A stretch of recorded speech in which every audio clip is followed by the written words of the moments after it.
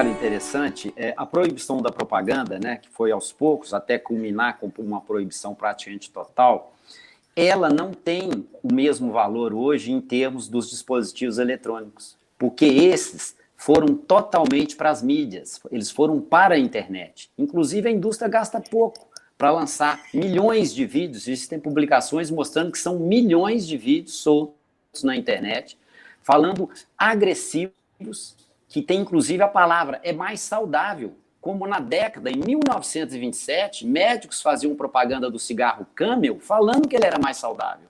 E hoje está isso na internet para divulgar o cigarro eletrônico e, infelizmente, proibido comercializar no Brasil, mas isso e nada é a mesma coisa, porque você compra pela internet. Esses dias eu entrei numa loja aqui de BH que ela tem local físico vendendo, e é proibido, e ela tem na internet sua divulgação.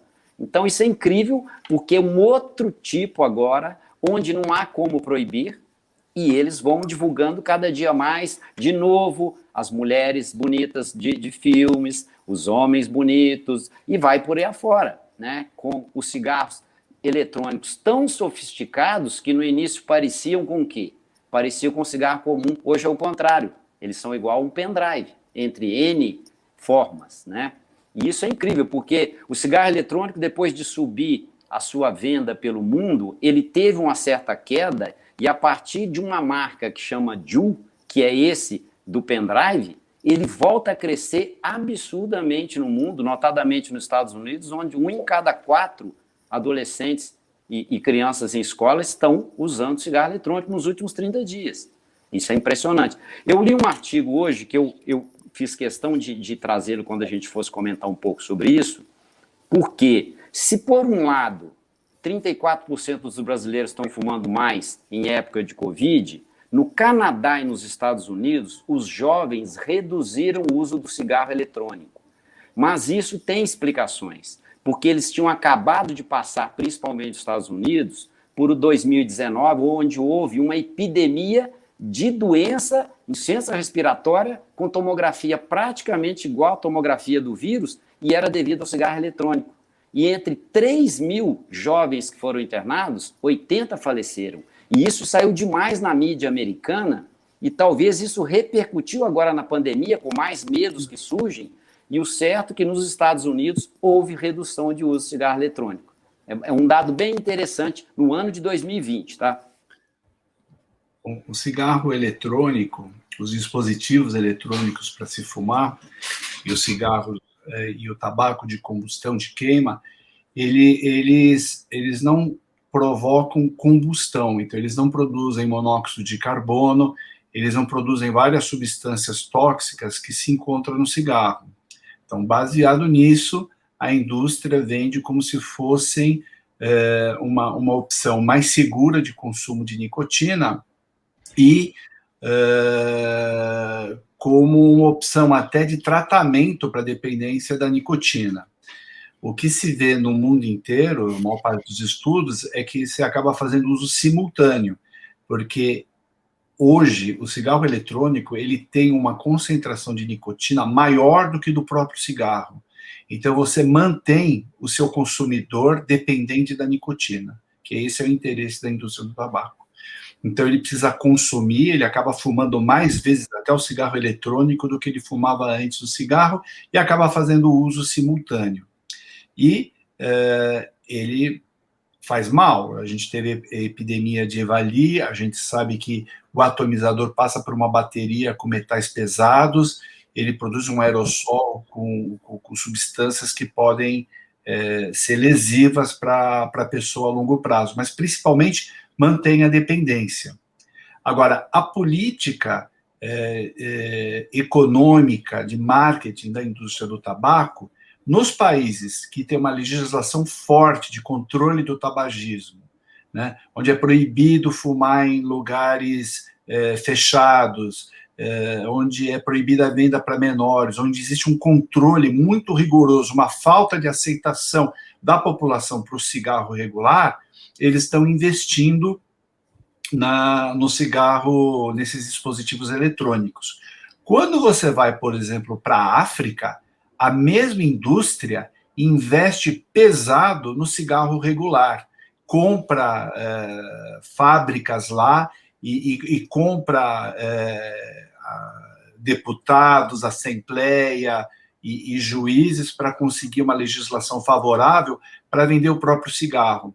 Então, existe uma grande hipocrisia, na verdade, que se trata da coerência dessa indústria, que não se importa com o seu consumidor final, porque ele vai morrer 20 ou 30 ou 40 anos depois de ficar pagando à vista aquele dinheirinho todo dia, ele vai morrer 10 anos mais cedo, mas já contribuiu para essa indústria durante 30 ou 40 anos e já enriqueceu essa indústria.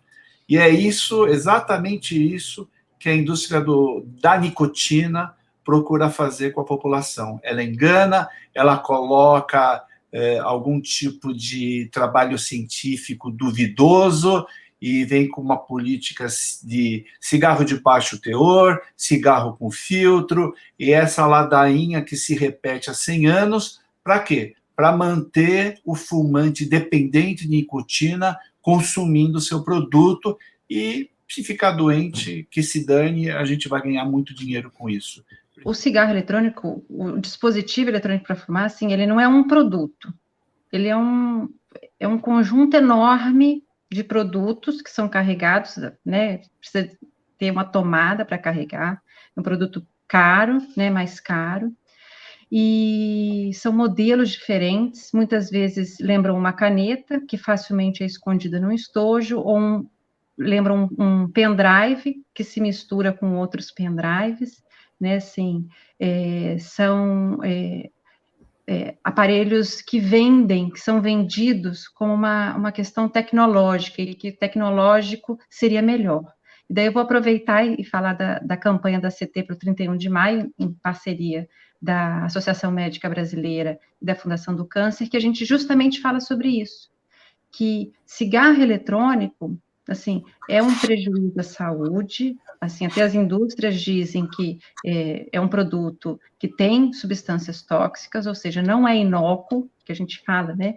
Assim, ele tem substâncias tóxicas, e jamais ele deve ser entendido, como alegam as indústrias, a gente viu ali na apresentação que o Daniel passou, como uma alternativa para parar de fumar. Então, assim, usar DEF não é abandonar o tabagismo, não é, você continua dependente de nicotina e continua sofrendo os prejuízos das substâncias que estão ali. Então, a gente fala que, por mais que algumas substâncias estejam em quantidade menor do que no cigarro convencional, quando a gente olha para algumas dessas substâncias, não tem a menor diferença se tem 5% quando comparado, porque são substâncias altamente cancerígenas, com potencial de causar câncer muito grande, independente da quantidade. E existem substâncias presentes no cigarro eletrônico que não estão no cigarro convencional. Isso não é uma inovação, né? Assim, é uma ilusão, está se iludindo. E análises vêm sendo feitas, né? Assim, a gente tem a Pesquisa Nacional de Saúde lançada em 2019, quando comparadas com os dados anteriores, está mostrando o seguinte: o usuário, de acordo com a indústria do tabaco, seria quem? Seria o adulto fumante, uma alternativa para ele, se ele quer risco reduzido. Isso alega a indústria do tabaco. Só que a gente está observando que entre os usuários atuais de dispositivos eletrônicos de fumar, a maioria são adultos jovens. Então, assim, por mais que a indústria diga uma coisa, ela está alcançando um outro público. Então, assim, são os influenciadores digitais que estão aparecendo, fazendo propagandas ilegais, porque não pode. Então, se vir, por favor, denunciem a Agência Nacional de Vigilância Sanitária. A venda ali escondida, ou então, muitas vezes não escondidas, né, as lojas de vape, né, que ele também é conhecido como vape, ou então pode, então, assim, são ilegais e está alcançando o público jovem, e é um público, de acordo com uma análise do pesquisador do INCA, que é diferente daquele fumante do cigarro lá da década de 90, assim, é um outro público, está associado com o uso abusivo de álcool, consumo de narguilé, que a gente vai falar daqui a pouco, né? Mais uma estratégia da indústria, não para substituir o seu produto principal, que é o cigarro, né? Assim, é para ampliar o seu portfólio, oferecer mais um tipo. No entanto, assim, e para um outro grupo que ele ainda não alcançava. Então, assim, os dados têm mostrado isso, não é para o adulto.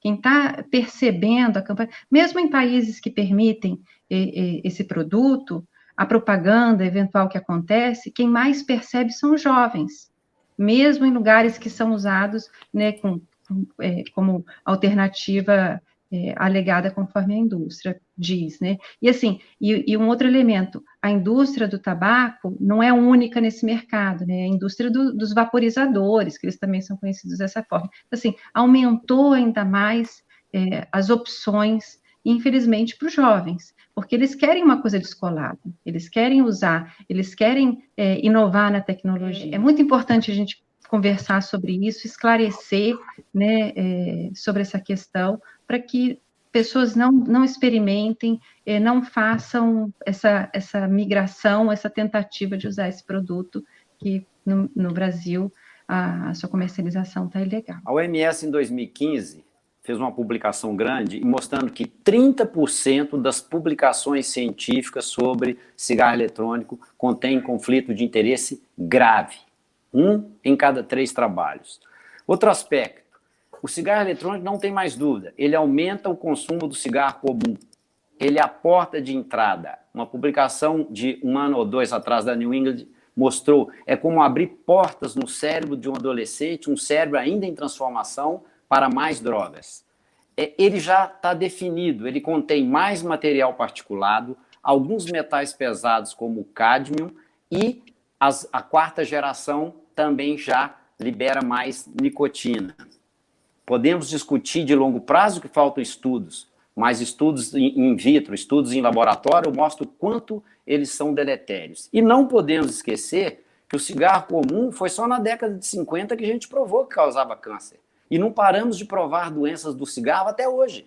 A cada ano que passa, a gente agrega mais alguma coisa de uma nova doença comprovadamente relacionada ao tabaco. Então, nós estamos realmente repetindo a história com muita tecnologia. E com muita tecnologia, a história será mais rápida do que foi do tabaco comum. Na Inglaterra, no Reino Unido, se usa o cigarro eletrônico como uma forma para tratamento de tabagismo, né? Agora, é discutível os resultados, porque o que a gente nota é que, na verdade, eles mantêm o uso simultâneo. Ele mantém a dependência e fica fumando o cigarro eletrônico e o cigarro regular.